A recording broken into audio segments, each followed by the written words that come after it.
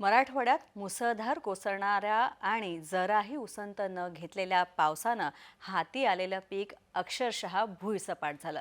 शेतात अक्षरशः उभ्या पिकांचा चिखल पाहायला मिळतोय आणि हातातोंडाशी आलेलं उभं पीक मुसळधार पावसामुळे मातीमोल झालंय.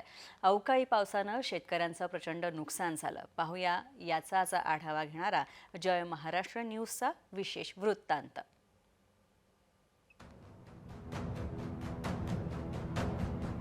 2 दिवसांपूर्वी जालना जिल्ह्यातील भोकरवाडी येथे अवकाळी पावसाने जोरदार हजेरी लावली होती.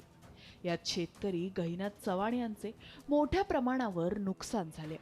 त्यामध्ये कांदा 3 एकर तर बाजरी 2 एकर अशी पिके पावसाने सडून गेलीत. अवकाळी पावसाने शेतकऱ्यांच्या स्वप्नांचा चिखल झालाय. त्यामुळे शेतकरी आर्थिक संकटात सापडलाय. साधारण $5.5 ते 6 लाख रुपये आर्थिक नुकसान या शेतकऱ्याचे झाले. शेती खर्चासाठी व्याजाने पैसे काढले असताना आता अवकाळी पावसाने धुमाकूळ घातलाय. त्यामुळे सर्व पिकं नेस्तनाबूत झाले. आता सावकाराचे पैसे कसे द्यायचे व उदरनिर्वाह कसा भागवायचा, मुलांच्या शिक्षणाचा खर्च कसा करायचा, असा प्रश्न नुकसानग्रस्त शेतकरी गहिनाथ चव्हाण यांनी केला. आता ही बाजरी पेरली होती, त्यात या पावसाने 15 दिवसांनी पाऊस चालू आहे. याच्यात काही एक दाणा बी हातात येत नाही. काय करावं? हां, 2-3 एकर बाजरी पेरून त्याच्यात कांदा गेला, बाजरी गेल्या, डाळिंबाची झाडं हे झाली. आता ही जनावराला तरी खाता येईन का ही बाजरी? जनावराला बी खात नाही. शासनाने काहीतरी याच्यावर हे करावं.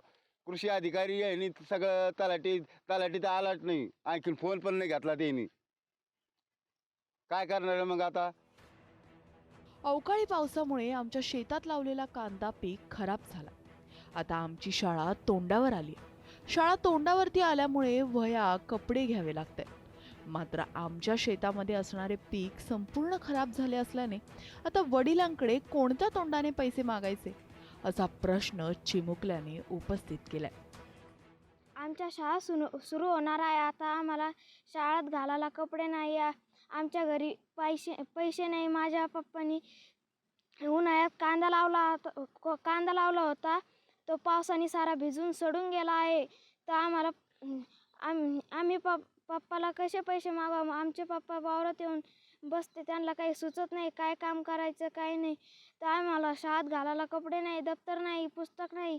आम्ही काय शाळा शिकाव का नाही शिकाव, ही आमच्या पुढे परिस्थिती निर्माण झाली आहे. मराठवाड्यातील 8ही जिल्ह्यांमध्ये गेल्या काही दिवसात दमदार पाऊस झाला.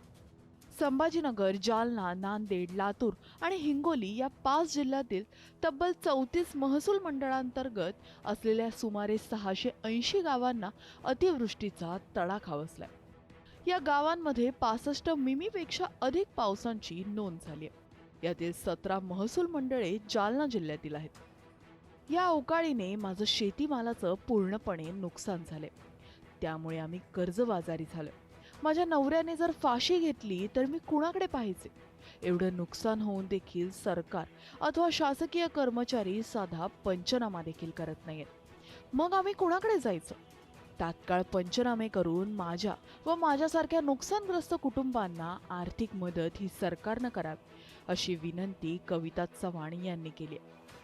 पहिलंच आमच्याकडे व्याज होतं आणि आणखीन कांद्याला व्याजाने पैसे काढून कांदा लावला होता आम्ही 2-3 एकर. त्यात काहीच नाही, ₹1 घडला नाही आणि साठवून ठेवले होते. म्हणलं भाव येईन मग नंतर विकू. पण आता हे ₹1 सुद्धा कोणी घेऊ शकत नाही. म्हणजे कारण की एवढं परिस्थिती आमची हे की मुलाचे शिक्षण, मुलं त्यांना शिक्षणाला पैसे नाही का, घरात खायला धान्य नाही. म्हणजे आम्ही कसं करायचं मग आता? मग याच्यावर काय पर्याय काय नाही, कसं करायचं आम्ही? काय फाशी घेऊन मरून जावा का? मग पैसे व्याजाने काढूनच हे केलं नाही, याला खर्च पाणी केला ना. मग हे जर व्याज मिटलं नाही आणि घरात आणून कसं करायचं? शिक्षण ते मुलाचे कसं करायचं? राज्यात होणाऱ्या मुसळधार पावसाच्या पार्श्वभूमीवर मुख्यमंत्री देवेंद्र फडणवीस यांनी संपूर्ण प्रशासनाला नागरिकांना मदत करण्यासाठी सतर्क राहण्याचे निर्देश दिले. शेतकऱ्यांच्या पिकाचे जे नुकसान झाले त्याचा त्वरित पंचनामा करून शेतकऱ्यांना योग्य ते सहकार्य करण्याचे आदेशही देण्यात आले. परंतु शेतकऱ्यांचे पंचनामे होणार का? नुकसानग्रस्त शेतकऱ्याला आर्थिक मदतीचा हातभार लागणार का? हे पाहणं आता महत्त्वाचं ठरणार आहे. गेल्या 8 दिवसापासून मराठवाड्यामध्ये अवकाळी पावसाने हजेरी लावली आणि त्यामुळे अनेक शेतकऱ्यांचं जे आहे ते मोठ्या प्रमाणात नुकसान झालेलं आहे. मराठवाड्यामध्ये आतापर्यंत 4,000 पेक्षा अधिक हेक्टरवरती जे आहे शेतपिकाचं नुकसान झालं आहे. तर काही शेतकऱ्यांनी साठवणूक केलेला कांदा, बाजरी या पिकाचा देखील आता जे आहे ते चिखल झाल्याचा पाहायला मिळत आहे. त्यामुळे शेतकऱ्यांच्या स्वप्नाचा पुन्हा एकदा चिखल या अवकाळीनं केल्याचं पाहायला मिळत आहे.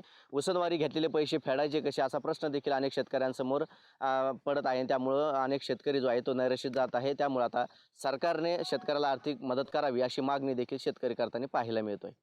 छत्रपती संभाजीनगरहून विजय चिडे, जय महाराष्ट्र.